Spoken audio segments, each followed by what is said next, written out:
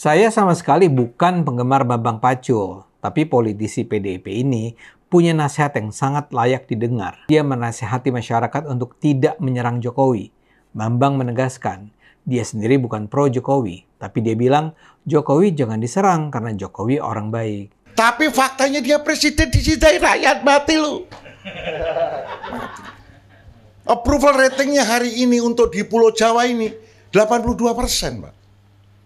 Di Jawa Barat 73, di Jawa Tengah 92 approval ratingnya. Kita mau ngomong apa? Kita mau ngomong apa? Gitu. Jadi orang ini dianggap orang baik loh, Pak. Jangan salah loh. Jangan pernah ngelawan orang baik loh, Pak. Ini rumus dari kakek saya. Jangan lawan orang baik. Yang kedua, jangan lawan orang cantik. Kalah kau, Pak, sama orang itu. Jadi jangan serang Jokowi, rugi kau. Kok rugi? Bukan aku pro Jokowi loh, ini ilmu saja. Ini just ilmu, gitu loh, ilmu kehidupan.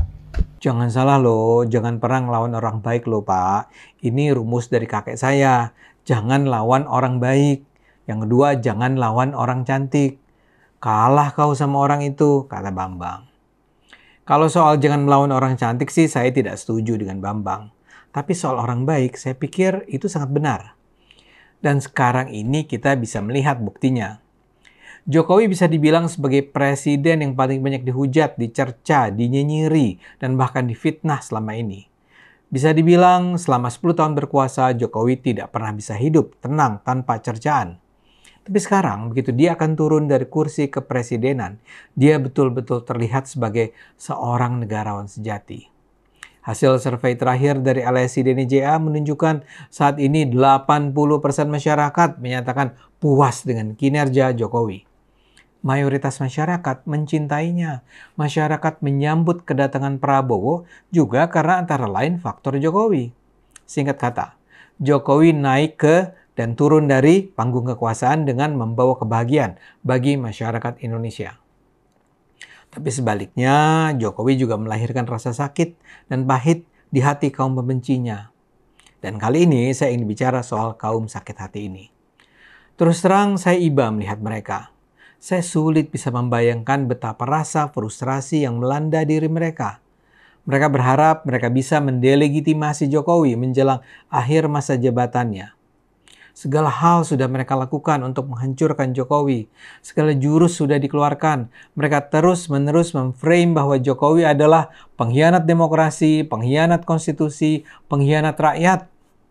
Berulang kali mereka menyatakan rakyat harus memakzulkan Jokowi. Tapi kampanye mereka ini cuma jadi bahan tertawaan. Sekarang pun mereka masih berharap bahwa keputusan PT UN akan bisa membatalkan pelantikan Gibran sebagai wakil presiden. Mereka seperti bermimpi di siang yang terang benderang.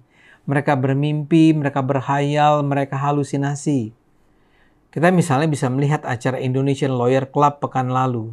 Judulnya sangat seram. Jokowi menghitung hari, Gibran di ujung tanduk, demo besar pekan depan mau apa? ILC mengundang gerombolan anti Jokowi yang terdiri dari Faisal Assegaf, Refli Harun, Ray Rangkuti, Adi Masardi, dan juga Koordinator Pusat BEM seluruh Indonesia, Satria Naufal. Menariknya, mereka berlima berhadapan dengan hanya satu pembicara yang pro Jokowi dan pro Prabowo selama ini, M. Kodari. Mereka berlima berusaha menghabisi M. Kodari yang tampil sendirian. Host ILC, Karni Ilyas, mengatakan bahwa mereka sebenarnya sudah mengundang sejumlah narasumber pro Jokowi, tapi tak ada yang bisa hadir. Nama saya pun disebut sebagai orang yang sebenarnya diundang, tapi menolak datang. Soal ini saya perlu klarifikasi. Kalau saya diundang, hampir pasti saya datang. Masalahnya saya tidak menerima undangan itu. Memang mungkin saja terjadi miskomunikasi. Tapi akibatnya ya hanya Kodari yang harus menghadapi serangan kaum sakit hati ini. Namun yang ingin saya tekankan sebenarnya adalah kita bisa melihat betapa pahitnya sikap 5 orang pembenci Jokowi itu. Mereka mengarang bebas, berimajinasi liar tentang kejahatan Jokowi. Sayangnya, mereka kali ini harus berhadapan dengan Kodari. Dengan enteng Kodari menjawab serangan-serangan tersebut dengan sangat sistematis, tajam dan juga mengundang tawa. Qaudari malah berjaya menghadapi para pembenci Jokowi yang tampil dengan semangat 45 untuk merujak Qaudari dan tentu saja merujak Jokowi. Di kolom komentar salah satu media yang menampilkan berita diskusi tersebut, seorang netizen menulis begini, "Mr. Q is the best. Walaupun dikeroyok, Mr. Q bisa mematahkan semua yang diundang. Itulah kejujuran dan ketulusan yang tak akan bisa dikalahkan. Setiap orang yang tidak jujur itu menipu dirinya sendiri, mengingkari hati nuraninya sendiri."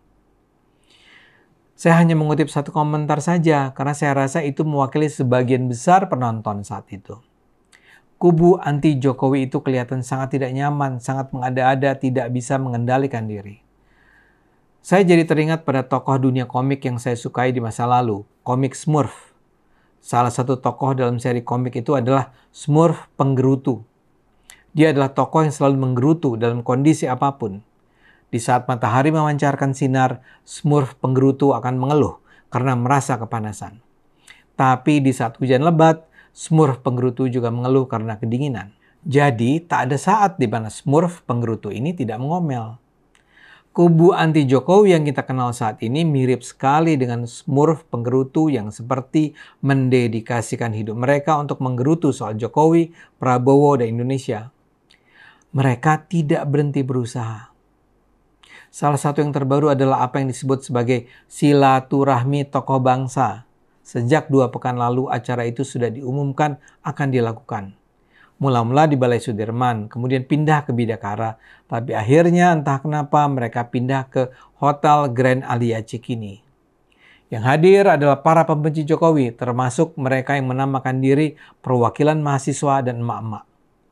Di acara itu, para mahasiswa menampilkan poster Adili Jokowi dan Tolak Gibran. Di sepanjang acara terdengar teriakan, "Tangkap Jokowi, adili Jokowi, gantung Jokowi." Acara dengan tuan rumah Faisal Assegaf dan dipandu Refli Harun itu menghadirkan antara lain mantan Ketua MPR Amin Rais, mantan Wakapolri Majen Ogroseno, Marwan Batubara, Edi Mulyadi, Roy Suryo, dan presenter Rahma Sarita Al-Jufri.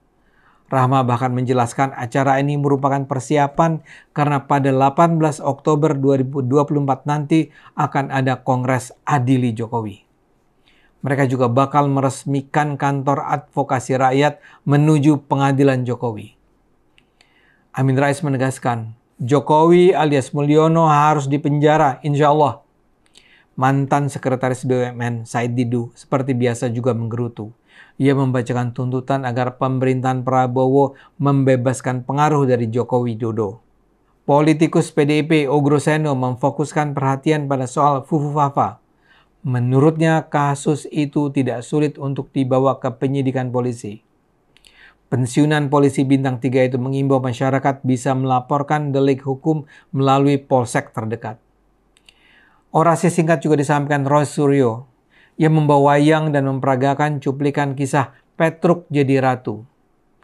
Petruk sudah tidak bermahkota, sebaiknya kita apakan? Roy bertanya retoris. Saya rasa apa yang mereka lakukan ini sungguh memprihatinkan tapi juga memalukan. Di kalangan masyarakat yang berpikir, mereka ini jadi terlihat seperti badut-badut yang kehilangan rezeki dan karenanya meluapkan kemarahan dengan cara membabi buta. Mereka menyedihkan. Karena itu saya teringat pada nasihat Bambang Pacul tadi. Jokowi adalah presiden yang baik. Kalau para pembenci Jokowi itu terus menghina, mengejek, mencerca Jokowi, semua itu akan kembali pada mereka sendiri. Ayo gunakan akal sehat, karena hanya kalau kita gunakan akal sehat, Indonesia akan selamat.